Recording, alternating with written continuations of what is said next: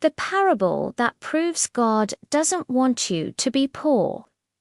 Introduction. Have you ever asked God for something greater without realizing you're despising what you already have? This is the most painful truth that no one has the courage to tell you. Maybe the miracle you've been waiting for is undelayed. Maybe you re-blind to what has already arrived. We live in this culture of asking, asking, asking. But what about valuing? What about multiplying? What about honoring what God has already placed in our hands? Nobody wants to do that because it's easier to dream about the future than to work with the present.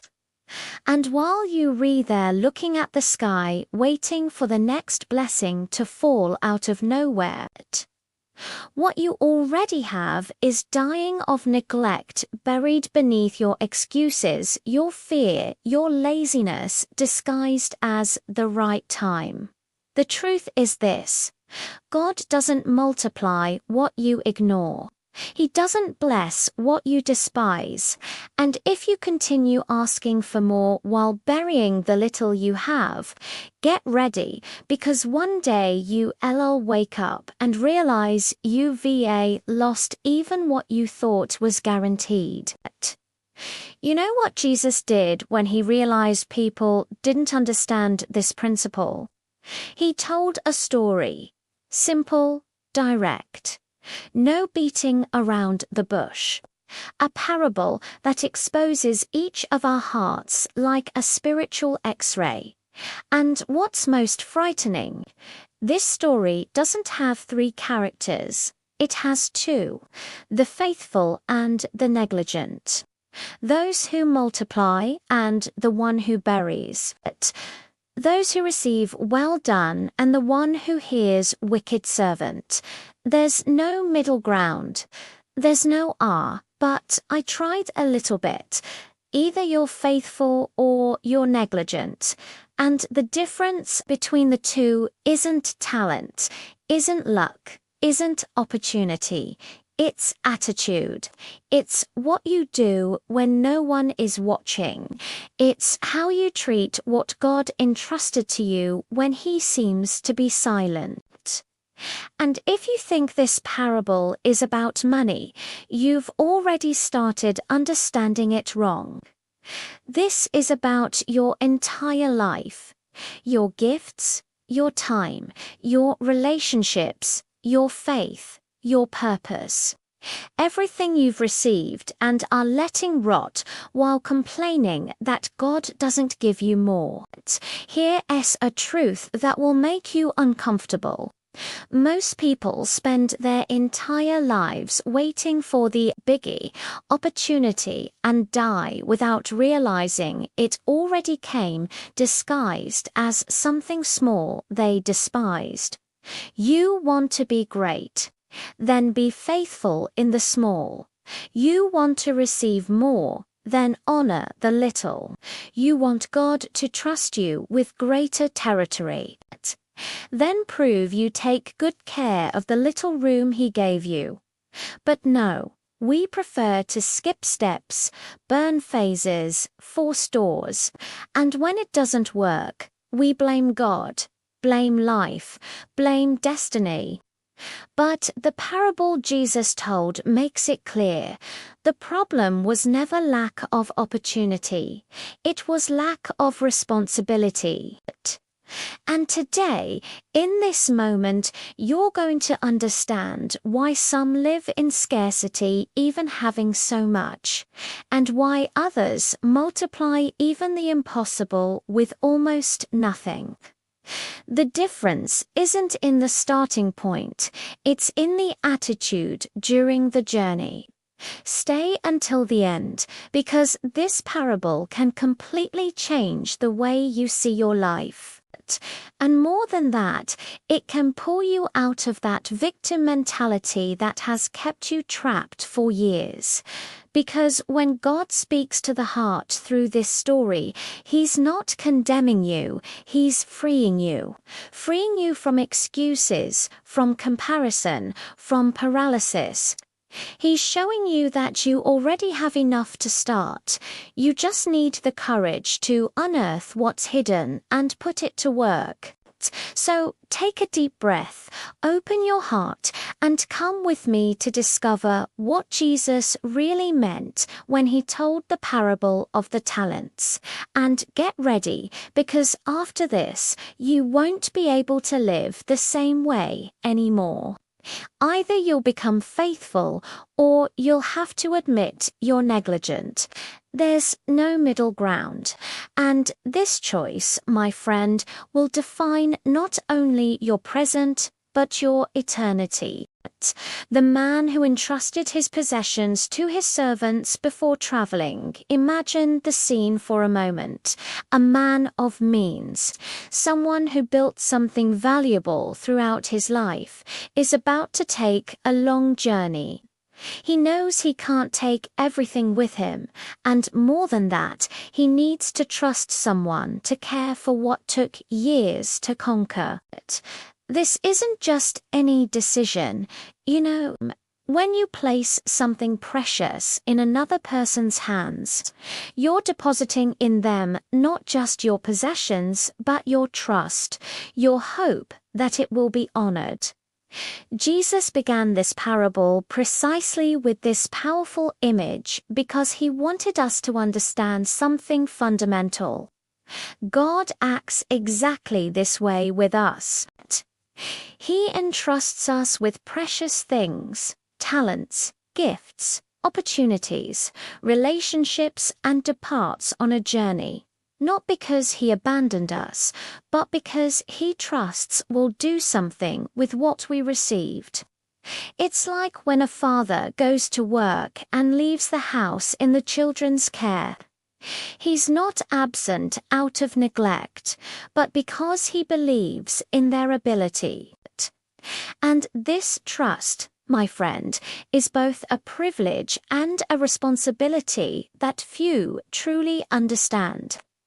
The detail many people miss is this. The man in the parable did undistribute his possessions carelessly. He knew each servant, knew each one's abilities, understood their limitations and potential. When God gives you something, it's not random. He knows exactly what you can bear and multiply. Think about your own life for a moment. How many times have you received opportunities that seemed tailor-made for you? That job that appeared at the right time, that person who crossed your path when you needed it most, that idea that sprouted in your mind as if someone had planted it there. This isn't coincidence, it's divine strategy. God sustained me in moments where I thought I couldn't handle it. And looking back, I realize each challenge came calibrated exactly to my capacity at that moment. It's like a personal trainer who knows exactly how much weight you can lift. Neither so light that it does unchallenge you, nor so heavy that it breaks you. God does this with us all the time, but few stop to notice this meticulous care. Now, let's talk about something that bothers many people. Why do some receive more and others less? This question has kept many good people awake at night, generated resentment, envy, and even driven people away from faith. But the truth is, the parable doesn't begin with injustice, it begins with wisdom. The man distributed according to the ability of each one. It's not about favoritism, it's about preparation. If you give $1 million business to someone who never managed even their allowance, you're not blessing them, you're destroying them. It's like giving airplane keys to someone who's never flown. It's not a gift, it's a sentence. God knows you better than you know yourself, and when He gives you little in your eyes, it may be that He's protecting you from a weight that would crush you. I know people who desperately prayed for a promotion, and when it came, they watched their marriages crumble because they weren't prepared for that level of responsibility. Faith in Jesus Christ doesn't mean always asking for more, but trusting that what you have now is exactly what you need to grow. And here's the point: few teachers tell you the master's journey isn't abandonment. It's a character test. You know when you leave home and leave your child alone for the first time. You don't do this because you don't care, but because the time has come for them to prove they learned something. Similarly, when God seems silent, when heaven is silent but God is working behind the scenes, He's giving you space to reveal who you really are when no one is watching. It's easy to be faithful when the boss is there supervising, but what about when he travels? It's in this vacuum, in this apparent absence, that true character manifests. Will you honor what you received, or will you slack off? Will you multiply, or will you just keep? The master's journey in the parable represents those moments in life where it seems God disappeared, where your prayers echo in emptiness, where you feel nothing. But it's precisely there, in this strategic silence, that you have the chance to prove your faithfulness doesn't depend on constant supervision, but on genuine gratitude for what has already been entrusted to you. And when God speaks to the heart in these lonely hours, He's not demanding results, He's whispering, "I trust you. Now show me you trust yourself." The distribution of talents, 5:2. And one talent, the way the master distributed the talents, reveals something many people prefer to ignore. God does untreat us like pieces on an assembly line, all equal, all with the same standard. 5 talents to one, 2 to another, 1 to the third. And before you think, but that's unfair, stop for a second and reflect. A talent in those days was unjust anything. It represented about 20 years of salary for a common worker. 20 years, even whoever received only 1 talent was holding a fortune in their hands. The problem was never the quantity, but the perspective. It's like that story of the glass half full or half empty. 2 guys look through the prison window. One sees bars, the other sees stars. God sustained me in phases where I had very little, and today I realize that little was more than many would ever have. The question isn't how much you have, but what you see in what you have. Are you seeing bars or stars? Are you counting what's missing or multiplying what arrived? Now comes the part that hurts. Each servant received according to his ability. This means God doesn't give you more than you can carry, but He also doesn't underestimate you. He knows your emotional structure, your spiritual maturity, your mental resistance. If you received less than others, it's not because God loves you less, it's because He knows you more. Think of a gym. The trainer doesn't put the same weight on everyone's bar. For the beginner, 20 kilograms can be transformative. For the advanced, it's a warm-up. Both are growing, but at different rhythms and measures. When you compare your 5 kilograms with the 50 of the guy next to you, you lose sight of your own progress.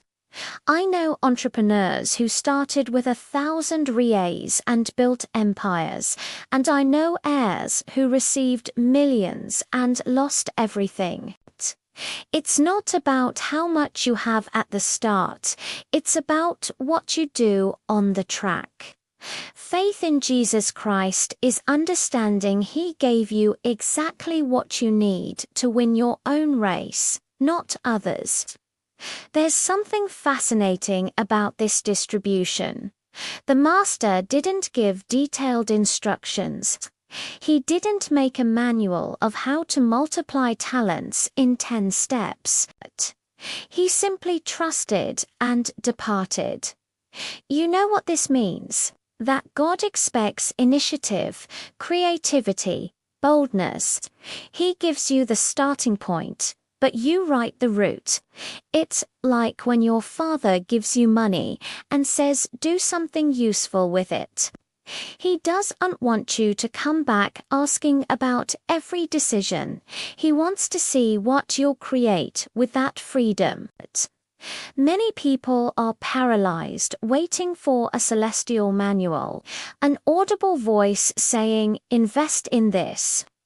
Do that, but the truth is, God already gave you discernment, wisdom, and expects you to use it.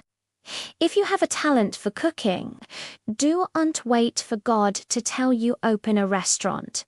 You already know what to do, you just lack courage. If you have facility with numbers, don't wait for a mystical revelation to study accounting or invest in the stock market. Start with an online course, read books like Rich Dad Poor Dad or The Intelligent Investor, open an account with a brokerage and put 10 reais in to learn. God saw your pain when you felt incapable, but now He wants to see your courage in action. And here is the detail that separates those who grow from those who stagnate. The distribution was undemocratic. It was strategic. Democracy divides everything equally. Strategy distributes according to the capacity to generate results. God is uninterested in being fair in the human sense of the word. He is interested in being efficient in the eternal sense. If He gave you 1 talent while giving 5 to another, it's not cruelty, it's customization. You're not competing with the guy with 5 talents. You're competing with the version of yourself that wastes the 1. When everything seemed lost in my financial life, I only had 1 small piece of knowledge, a single skill that seemed irrelevant. But when I invested in it, when I stopped looking at what others had and started working with what I had, the doors opened. You know that saying, God doesn't choose the capable, He capacitates the chosen. It's real, but the capacitation comes in the process, not before it. You won't receive 5 talents sitting on the couch crying about what you don't have. You multiply the 1, prove you're faithful in the little, and then the much comes. This is kingdom mathematics, and it works for those who have the courage to start small. The attitudes of the servants, those who worked, and the one who buried out of fear, here the story gains real contours. You know, because the difference between the servants wasn't in what they received, but in what they did with what they had in their hands. The first 2, the one with 5 and the one with 2 talents, had the same attitude. They worked. They didn't philosophize, didn't waste time complaining they could have received more, didn't wait for perfect conditions. They simply rolled up their sleeves and got to work. And look how interesting. The parable doesn't detail how they multiplied. It doesn't say if they invested in commerce, if they bought lands, if they made partnerships. You know why? Because the method matters less than the movement. God isn't asking you to get it right the first time. He's asking you to try. It's like learning to walk. You'll stumble, you'll scrape your knee, but each clumsy step brings you closer to running. These servants understood something profound. Stagnant talent is dead talent. Having potential is worthless if you don't put it into practice. You're not alone. God is with you in every attempt, in every calculated risk, in every step of faith. Now, let's talk about the third servant, because it's in him that many people see themselves and don't want to admit it. He received 1 talent, and what did he do? Dug a hole and buried it. His excuse was fear. I was afraid of losing it, so I kept it safe. Seems sensible, right? Seems even prudent. But here's the cruel truth. He wasn't being careful. He was being cowardly. There's a giant difference between prudence and paralysis. Prudence analyzes risk and acts with wisdom. Paralysis uses risk as an excuse to do nothing. This servant looked at that talent and only saw what he could lose, never what he could gain. It's like that person who never asks someone out because they're afraid of hearing no, or who never opens a business because they're afraid of going bankrupt, or who never tries for a better position because they're afraid of not being chosen. Fear disguises itself as wisdom, but in reality, it's the silent thief of your dreams. When God speaks to the heart, pushing you toward something new, and you bury that voice under what if it goes wrong, you're not protecting yourself, you're sabotaging yourself. Tears that God sees are those of people who cry for having tried and failed, not those who cry for never having tried. There's a psychological detail here that's pure gold. The servant who received 1 talent compared himself with the others. He saw his colleagues 5, the others 2, and looked at his single talent with contempt. Is this all? It's little. Not worth the effort. This is the trap of comparison, my friend. When you measure your value by someone else's ruler, you'll always feel small. There will always be someone with more money, more followers, more opportunities, more beauty, more luck. And while you're there counting others' coins, your own coins are rusting in your pocket. I know people who had a beautiful gift for writing, but never published anything because there are already so many famous writers who will read me. I know musicians who never recorded a song because my voice isn't as good as so-and-so's S. And you know what happens? 10 years later, they're still with their talent buried. While people with less skill but more courage are living their dreams. Heaven is silent, but God is working, and many times He's waiting for you to stop comparing yourself and committing to what He already gave you. And here's the point: few preachers have the courage to say, burying your talent isn't just losing an opportunity. It's offending the one who trusted you.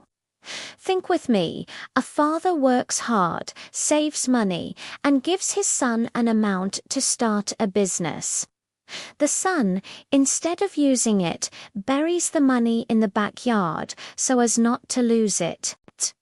When the father finds out, the pain isn't just financial. It's emotional.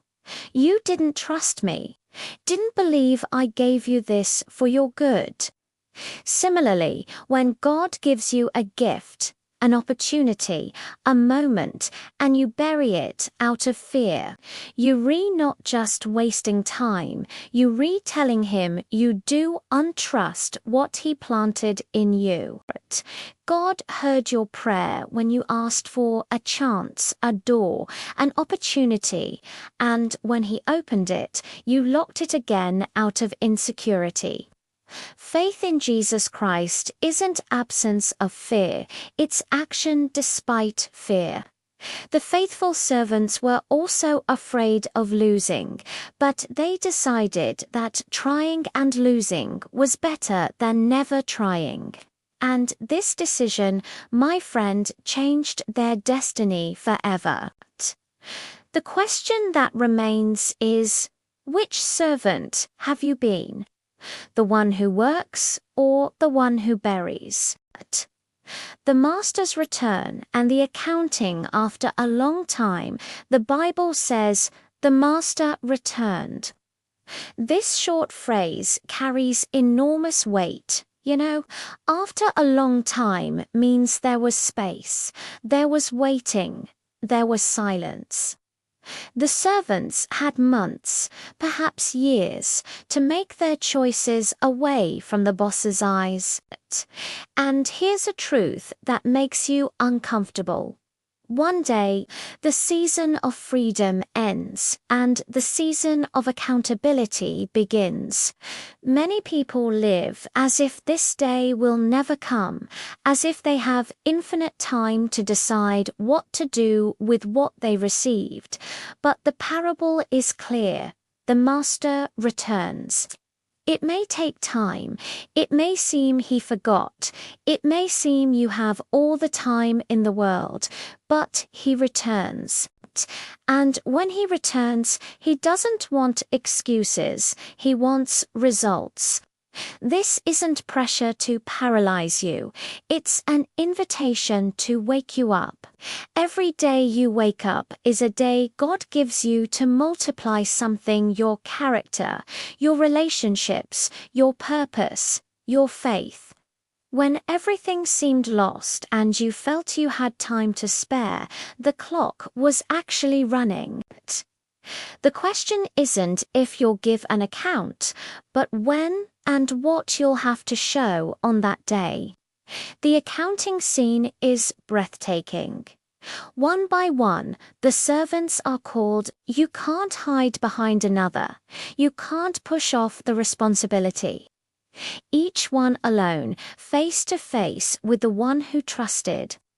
The first servant arrives confident, not out of arrogance, but out of a clear conscience. Master, you gave me 5 talents. Here are 5 more I've gained.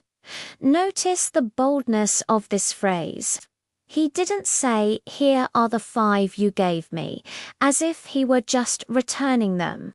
He said, here are 5 more I've gained, showing he didn't keep, didn't protect, but risked, worked, multiplied. This servant slept in peace every night because he knew he was honoring the trust placed in him. He had nothing to hide, nothing to fear. You know that feeling when you've done your part, given your best, and can look in the eyes of who trusts you without shame. That's what we're talking about. God heard your prayer when you asked for a life without guilt, without weight on your conscience. And the answer wasn't an instant miracle. It was an opportunity for you to build this peace through faithfulness in what He already gave you. The second servant arrives with the same energy. I received 2. Here are 2 more. And here's something beautiful many people miss. The master gave the same response to both. He didn't say you're better because you brought 10 while the other brought 4. He didn't rank them, didn't create competition. The reward was identical because both were faithful with what they had. This destroys that lie the devil plants in your head that you need to be the best, the greatest, the most talented to have God's favor. No, my friend, you need to be faithful with yours. The guy with 2 talents could have felt inferior, could have been discouraged seeing his colleague with 5, but he decided to focus on his own race. And when accounting time came, he discovered that God doesn't compare resumes, he evaluates hearts. You're not alone. God is with you on your individual journey, not in the imaginary competition you created with others. He's not asking, why aren't you like so? He's asking, what did you do with what I gave you? And this question changes everything, because you don't need to be perfect, you need to be present. You don't need to be the greatest, you need to be faithful. And then comes the most tense moment of the parable. The third servant. You can feel the tension in the air. You know, while the first 2 arrived with results, this one arrives with excuses. And here's a brutal lesson about life. When you don't have results to show, you compensate with justifications. Master, I knew you were a hard man. I was afraid, so I hid your talent. Here is what's yours. He returned exactly what he received, nothing more, nothing less. For him, this was security. For the master, it was negligence. Because look, he didn't lose the talent in a bad investment, wasn't robbed, didn't have bad luck. He simply kept it. And this, in the eyes of one who trusts, is worse than losing while trying. Because losing while trying shows character. Keeping out of fear shows cowardice. But God works in silence, preparing you for moments like this, where your character will be tested not by what you lost, but by what you didn't even try to gain. And on this day of accounting, the tears God sees won't be of compassion for your fear, but of sadness for your waste. Because he knows, and you also know deep down, that you are capable of more. But you chose the comfort of paralysis instead of the courage of attempts. The reward to the faithful servant, well done, good and faithful servant. 5 words every human heart longs to hear. It doesn't matter if you're a CEO or a janitor, artist or engineer, young or old, there is something inside you that wants to hear these words from someone you respect. And when they come from God, my friend, there's no earthly achievement that compares. This well done wasn't just a polite compliment, it was a profound recognition of value. The master was saying, you understood. You took what I gave you, honored it, multiplied it, and proved my trust in you wasn't in vain.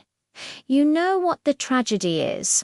Many people will spend their entire lives chasing applause from audiences that don't matter, likes, from people who don't even know their name, validation, from a society that forgets you in 2 days and will miss the only approval that echoes in eternity. When God speaks to the heart, well done, it's not based on how much you have, but on how faithful you were. And this faithfulness isn't measured in dollar signs, it's measured in character. But the reward didn't stop at the compliment. The master continued, you were faithful over a little, I will set you over much. Here is the principle that governs God's kingdom and that 99% of people ignore. You re not promoted to learn to be faithful. You're promoted because you already proved you're faithful. You know that employee who complains he doesn't grow in the company but arrives late, slacks off, delivers the minimum. He wants the promotion before deserving it. Wants the manager's salary with the intern's attitude. It doesn't work that way. God sustained me in simple jobs. In work, I thought unworthy of my potential. But today I understand. He was testing me in the little to see if I was ready for the much.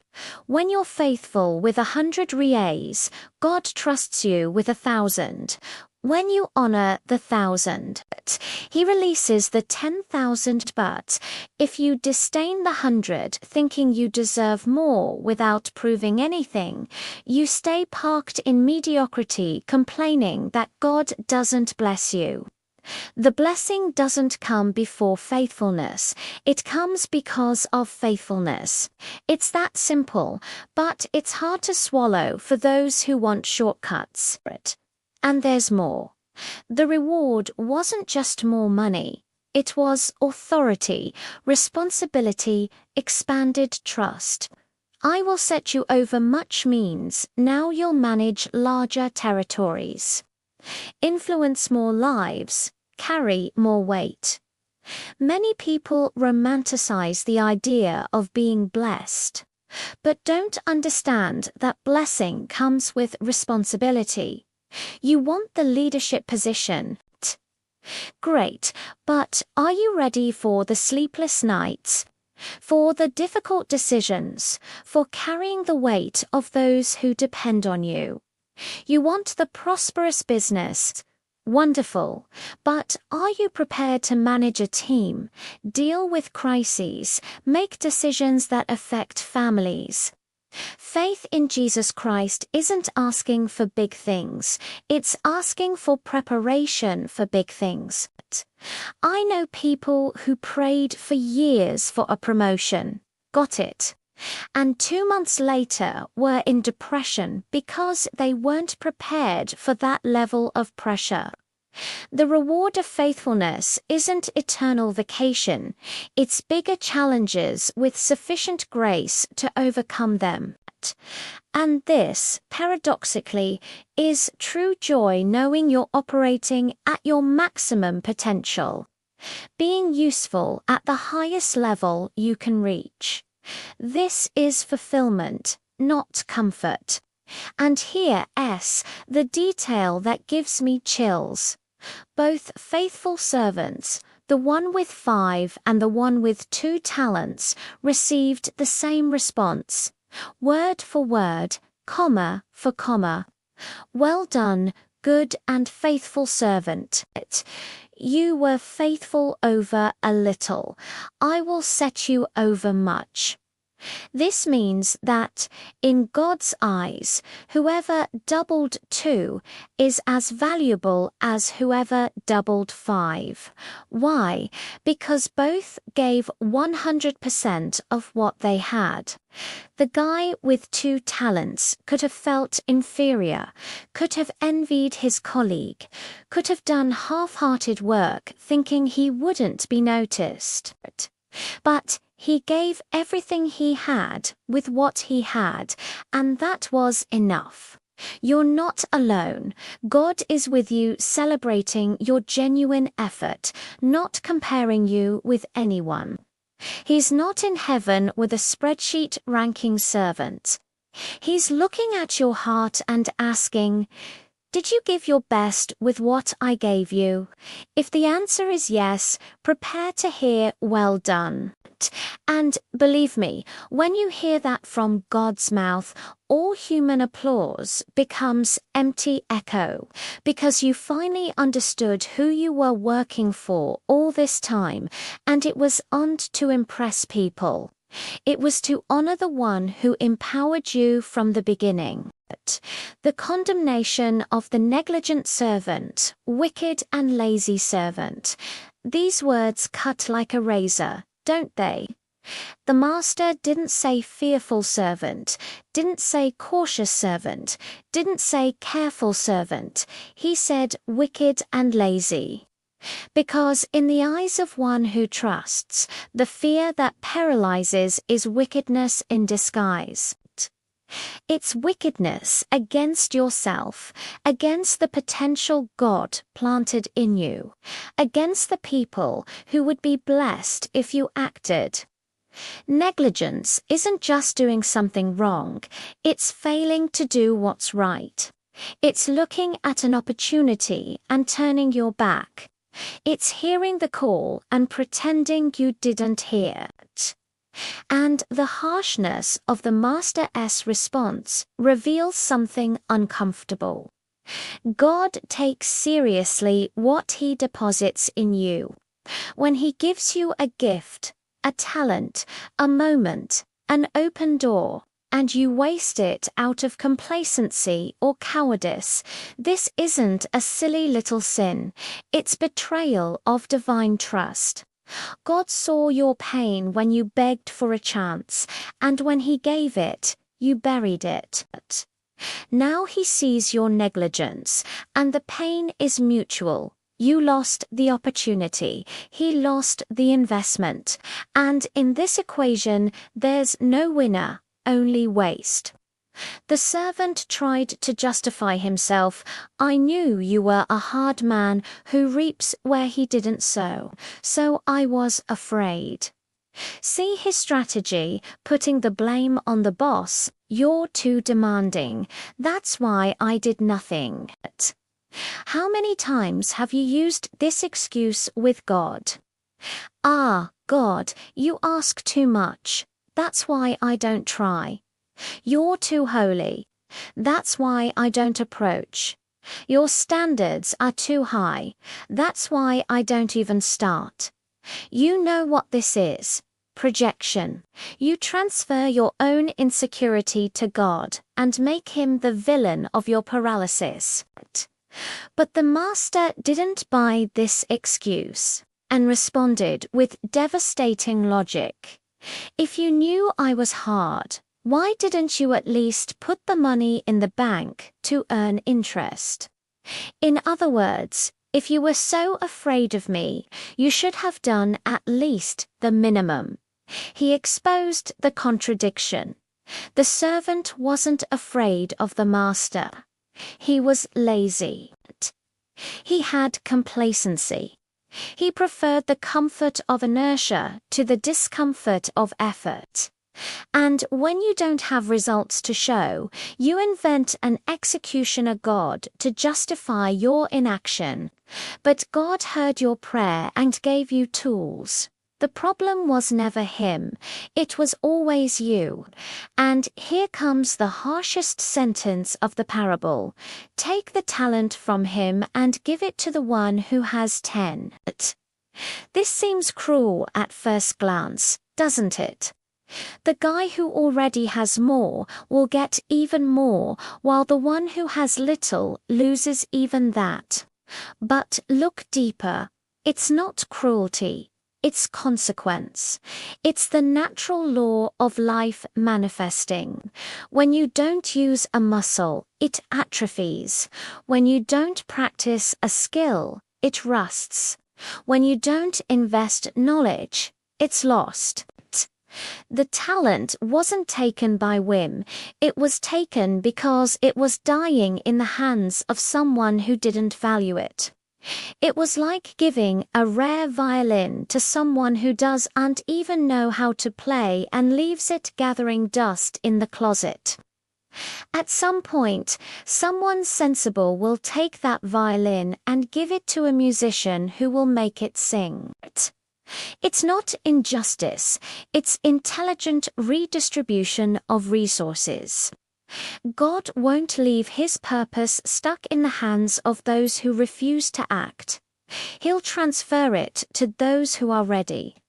And the tragedy isn't losing what you have, it's realizing too late that you lost it because you didn't use it. Tears that God sees at this moment are those of belated regret when the door has already closed. But there's an even deeper layer to this condemnation. The servant was called lazy. Laziness is different from incompetence. Incompetent tries and fails. Lazy doesn't even try. Incompetent errs from lack of skill. Lazy errs from lack of will. And in God's eyes, laziness is more serious because it's a choice. You can be born without talent for music, but develop it gradually. You can be born without aptitude for numbers, but learn with effort. But when you deliberately choose to do nothing with what you have, there's no excuse that holds up. Faith in Jesus Christ isn't waiting for Him to do everything for you while you watch from the stands.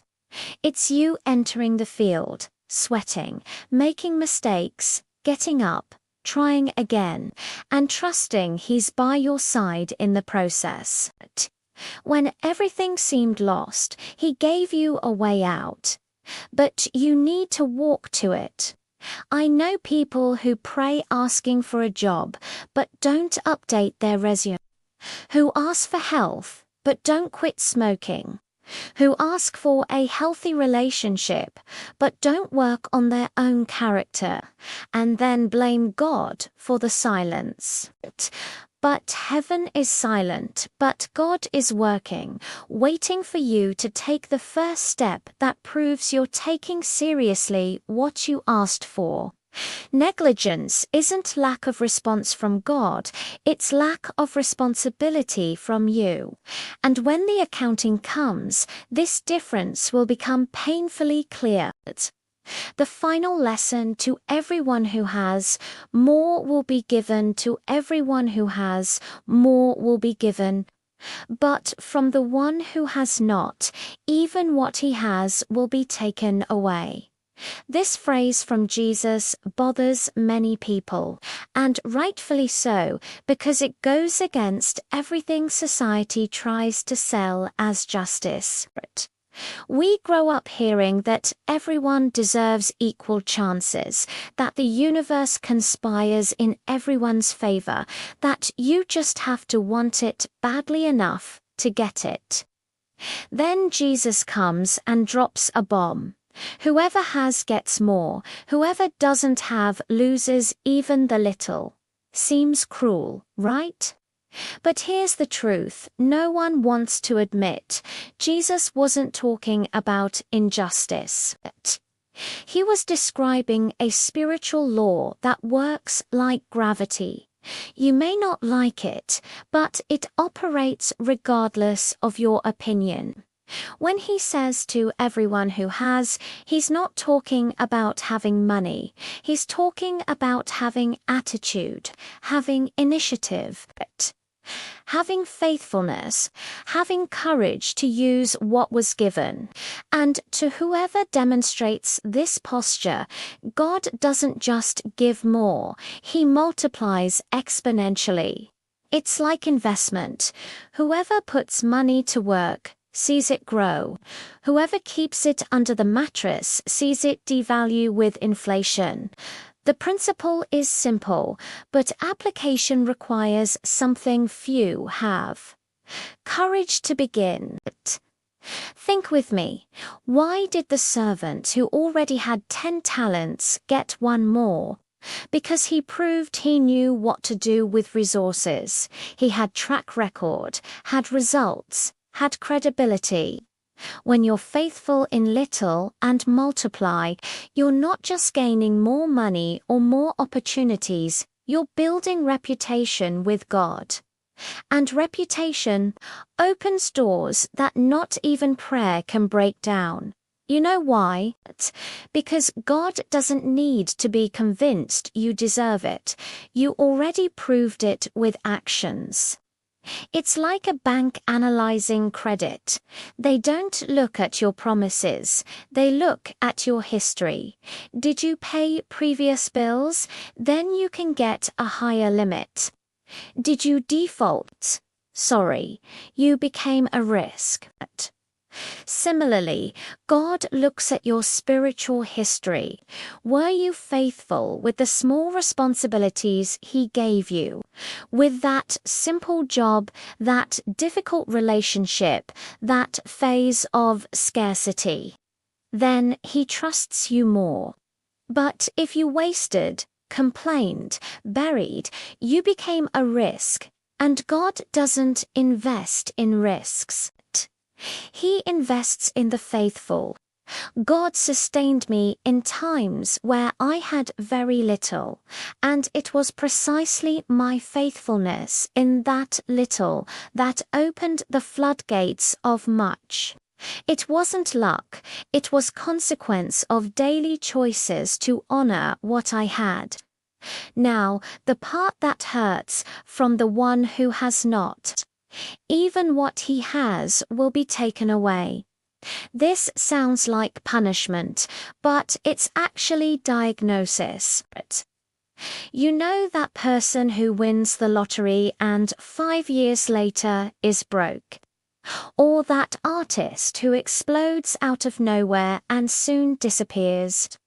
Or that entrepreneur who inherits a business and leads it to bankruptcy? What happened? They received something they didn't have the character to sustain. They had, but didn't really have, because truly having isn't just possessing, it's knowing how to manage, multiply, honor. When you don't have the mentality to hold a blessing, it slips through your fingers like sand. And worse, sometimes God needs to take from you to protect you from a weight that would destroy you. I know people who asked for a promotion and, when they got it, their marriage crumbled, their health collapsed, their children got lost. Not because the promotion was bad, but because they weren't prepared for that level of pressure. You're not alone. God is with you. But sometimes He says no or not yet because He knows you better than you know yourself. And when He takes something away, it's not punishment. It's recalibration. It's Him saying, "You're not ready yet. Go back to basics, learn to be faithful in little again. And then we'll talk about much. And here is the principle that changes everything if you really understand. This law works in all areas of life, not just financially. Relationships. Whoever invests in friendships reaps deep friendships. Whoever neglects ends up alone. Health. Whoever takes care of the body at 20 reaps quality of life at 60. Whoever abuses pays the bill early. Knowledge. Whoever studies constantly becomes a reference. Whoever stops learning becomes obsolete. Faith in Jesus Christ. Whoever feeds faith with prayer, reading, communion, sees faith grow and work miracles. Whoever puts faith aside feels it wither until it becomes dead religion.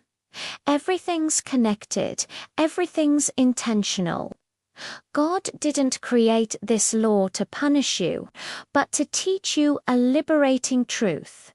You're not a victim of circumstances. You're a co-producer of your destiny. When God speaks to the heart, showing you a talent, a gift, an opportunity, He's handing you a seed. You can plant and water it, or you can keep it in a drawer waiting for it to germinate on its own. The seed alone doesn't become a tree. It needs soil, water, sun, time, care. And on harvest day, God doesn't ask, "Why didn't the seed become a tree?" He asks, "Why didn't you plant it?" And this question, my friend, has no good answer. Only embarrassed silence from someone who knows they wasted. spiritual responsibility over what we receive, the parable of the talents, is unjust a story about money or skills. It is a mirror of your soul, showing how you deal with spiritual responsibility. Because everything God places in your life comes with a silent question attached. What will you do with this? That job you got, that family you have, that health you enjoy, that free time you possess, that knowledge you accumulated, all of this is disguised talents. And God didn't give you these things just for you to enjoy, but for you to manage. There's a brutal difference between consumer and steward. Consumer takes, uses, exhausts and complains when it runs out. Steward takes, cares for, multiplies and leaves a legacy. The question that defines your spiritual life isn't how much do you have, but what are you doing with what you have? And this question doesn't accept circumstantial excuses. Because even in the worst situations, there is always something you can multiply, even if it is just your faith, your gratitude, your character. God heard your prayer when you asked for purpose, and the answer was, "And a detailed career plan falling from heaven." It was a responsibility being placed in your hands for you to prove you take seriously what you ask for. There's something profound here most people miss. Spiritual responsibility isn't about religion, it's about stewardship. A steward is one who cares for what isn't his as if it were. It's the guy who treats the boss's company better than the boss himself would. It's the mother who raises children knowing they're not her property, but gifts from God entrusted to her care. When you understand that your life, your gifts, your opportunities aren't yours by right, but loaned by trust, everything changes. You stop living as an owner and start living as a manager. And managers give accounts. Managers have goals. Managers can't do what they want. They need to do what they were hired to do. I know people who live 50, 60 years treating their own life as private property, doing what they want, when they want, how they want, and then are shocked when they arrive at the accounting and discover they wasted decades. Faith in Jesus Christ is understanding you're not the owner of your life, you're a steward. And faithful stewards receive rewards. Negligent stewards get fired. It's that simple, but requires a humility our ego hates to admit. Now, let's talk about something that hurts. You're responsible not just for what you do, but for what you fail to do. The negligent servant didn't steal, didn't kill, didn't betray. He just did nothing, and was condemned for it. Because omission is also sin. Failing to use your gift is as serious as using it wrong. Not helping when you can is as culpable as hindering it. Staying silent when you should speak is as destructive as speaking when you should be quiet. The parable exposes an inconvenient truth. You woe on given account just for the bad things you did, but for the good things you could have done and didn't do. How many people could you have helped with the money you wasted? How many lives could you have impacted with the time you threw away? How many relationships could you have restored with the words you swallowed? When everything seemed lost in the life of someone close to you, you had the word of encouragement. the resource, the presence, but you kept it to yourself. And now that person is lost, and you have to live with the weight of knowing you could have made a difference and chose not to. God saw your pain, but He also saw your omission, and in the final judgment, there will be no way to escape this conversation. And here's the final point few preachers have the courage to touch. Spiritual responsibility grows as you grow. The more you receive, the more is demanded. The more you learn, the more you're held accountable. The more God blesses you, the more He expects from you. It's like that verse that says, "To whom much is given, much will be required." You can no longer play the ignorance card. You can no longer say, "I didn't know." You can no longer pretend you didn't notice. You're reading this now, hearing this message, understanding this truth, and this makes you responsible. From now on, you have no more excuses. You know you have talents. You know you have responsibility. You know God is waiting for results. Heaven is silent, but God is working, observing, trusting you'll make the right choice. Tears God sees won't exempt you from responsibility. He wipes away your tears, but still asks you, "And now, what will you do?" Because compassion doesn't nullify responsibility. God loves you too much to leave you stagnant. He loves you too much to accept mediocrity when you were created for excellence. And this holy pressure you're feeling now isn't condemnation, it's invitation. It's God saying, "I trusted you. Now show me I wasn't wrong." Get up. Shake off the dust, get off that couch of paralysis. And do something with what I placed in your hands. Because one day, sooner than you imagine, the time of accounting will come. And on that day, crying, promising, justifying won't help. Only one thing will help: results. And the time to build these results is now, not tomorrow. Now. Practical application, valuing what God has already given us after this entire journey through the parable, we arrive at the question that really matters. And now, what will you do? Because knowledge without application is just spiritual entertainment.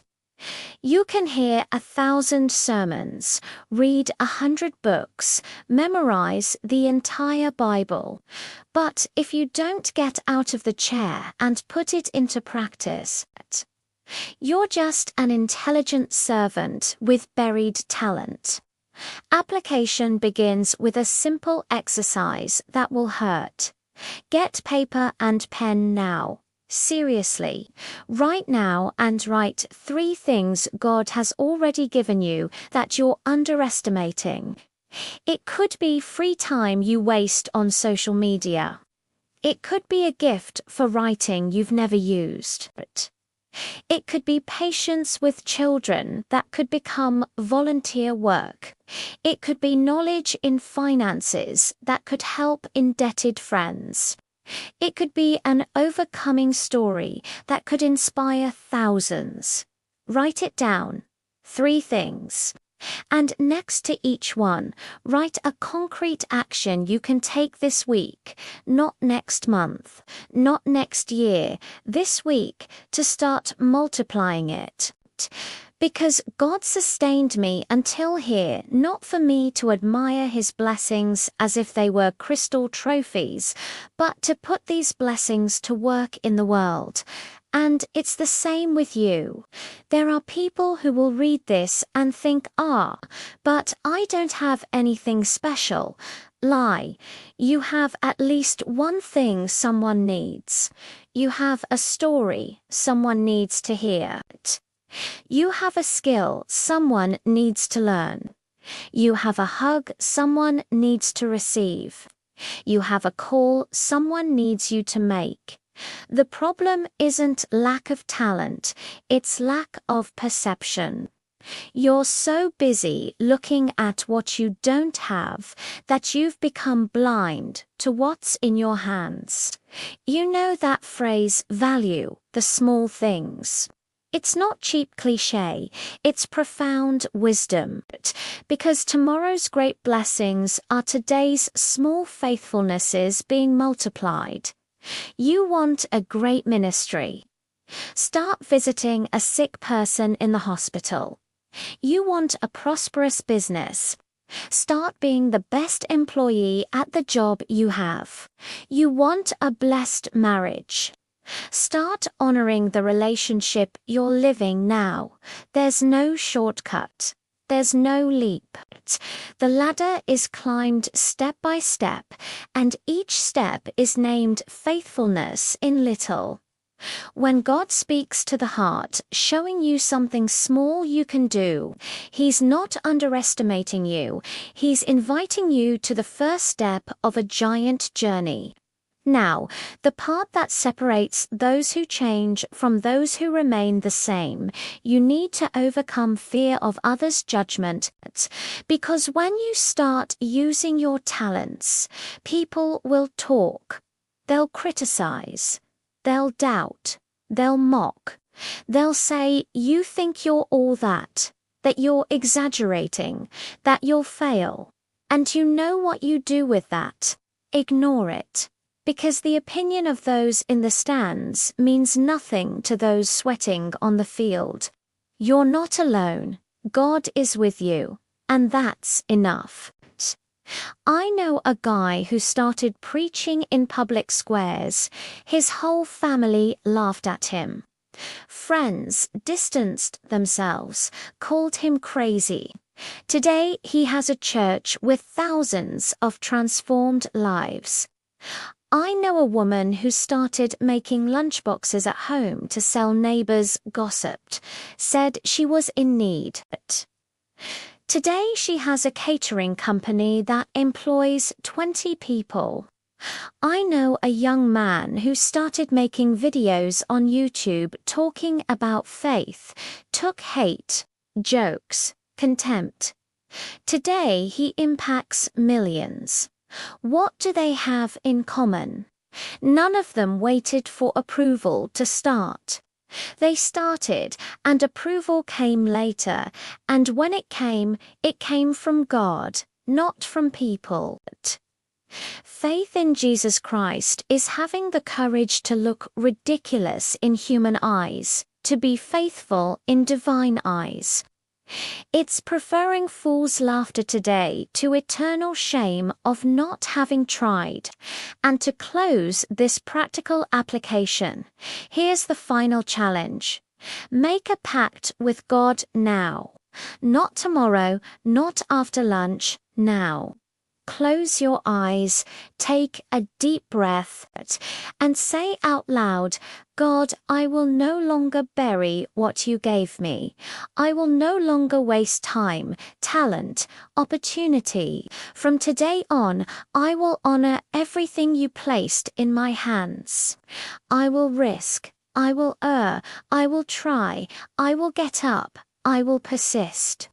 And on the day of accounting, I will look in your eyes and hear, well done, good and faithful servant. Did you make the pact? Then now comes the most important part. Start today. Don't wait for inspiration. Don't wait for the perfect moment. Don't wait to have everything planned. Take the first crooked, clumsy, imperfect step. But take it.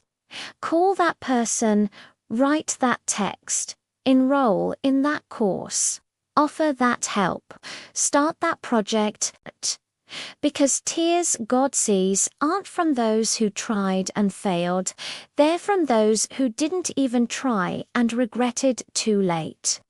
Heaven is silent, but God is working, preparing the doors that will open when you take the step of faith. But these doors only open when you move. They don't open for those standing still complaining. God heard your prayer asking for a life of purpose, a life of impact, a life worth living. And the answer isn't out there in some mystical place. It's in your hands, now, waiting for you to have the courage to unearth, clean, and put to work. The talent is there. The question is, what will you do with it? Conclusion. So that's it. You made it this far. Heard the entire parable, understood each layer, each detail, each truth Jesus wanted to reveal. But now comes the part that really matters. What will you do with all this? Because knowledge that doesn't become action is just dead weight on your conscience. You can close this screen now, return to your routine, pretend you didn't hear anything, and continue being that servant who buries talent while complaining life is unfair. Or you can make a decision now, right now, not tomorrow, that from today on you'll be different, that you'll stop wasting what God gave you, that you'll value every minute, every gift, every opportunity as if it were the last. Because it might be faith in Jesus Christ isn't agreeing with the message, it's applying the message. It's not liking the video, it's changing your life. So answer me honestly. Are you ready to leave your comfort zone? Are you ready to unearth that talent you've hidden for years? Are you ready to hear "Well done, good and faithful servant" on the day of accounting? Look, I'll be direct with you. If there's something burning in your chest now, some restlessness, some discomfort, some inner voice nudging you, that's not anxiety. It's God speaking to the heart. It's the Holy Spirit showing you exactly where you've been negligent. It could be with your marriage, with your children, with your work, with your body, with your dreams, with your faith. And you know which it is. I don't even need to say. You already know what's buried. You already know what needs to be unearthed. The question is, will you have courage? Because I guarantee you one thing, continuing the way you are is guaranteed regret. In 5, 10, 20 years, you'll look back and ask yourself, what if I had tried it? And this question, my friend, is one of the cruelest pains that exists because it has no answer, only silence, only the weight of what could have been and wasn't. So don't let this happen. Don't be the negligent servant. Be the faithful one. Be the one who works. Be the one who multiplies. And look, I know you're afraid. I know you think you're not good enough, that you lack experience, that you might fail, that people will laugh at you. I know, but you know what Jesus taught in this parable, that it's better to try and err than never try. That God doesn't condemn those who lose while trying it. He condemns those who don't even try. So forget others' opinions. Forget fear of failing. Forget comparison. You're not alone. God is with you. And when He's with you, the chances of success are infinitely greater than failure. God sustained me in impossible moments, and He'll sustain you too. But you need to take the first step. You need to leave your place. You need to show him you take seriously what he gave you. And when you do this, you'll see doors opening, opportunities appearing, resources arriving, because heaven is silent, but God is working, preparing everything for those who have the courage to begin. So let me ask you some final questions here. What talent will you unearth this week? What concrete action will you take today itself, to multiply what God gave you? With whom will you share this knowledge? Who will you help with what you learned here? Write in the comments, share with us. Because when you publicly declare a decision, you increase your chances of following through. And more than that, you can inspire someone who's stuck the same way you were. Your tears that God sees can be the fuel for another person's transformation. So don't keep this just to yourself. Spread it. Multiply it. Make this message reach those who need to hear it. And if this word really spoke to you, if it moved something inside you, if you felt God heard your prayer through this teaching, then subscribe to the channel and activate the notification bell. Because every week there's new content here helping you grow spiritually. Understand the word with depth. Apply Jesus' teachings in your practical life. It's not just another motivational message channel. Here is real teaching, word with foundation, content that transforms. So don't miss the next videos. And remember, God trusts more those who honor what they've already received. You're being tested now, and your response to this test will define the size of your next blessing. Choose well.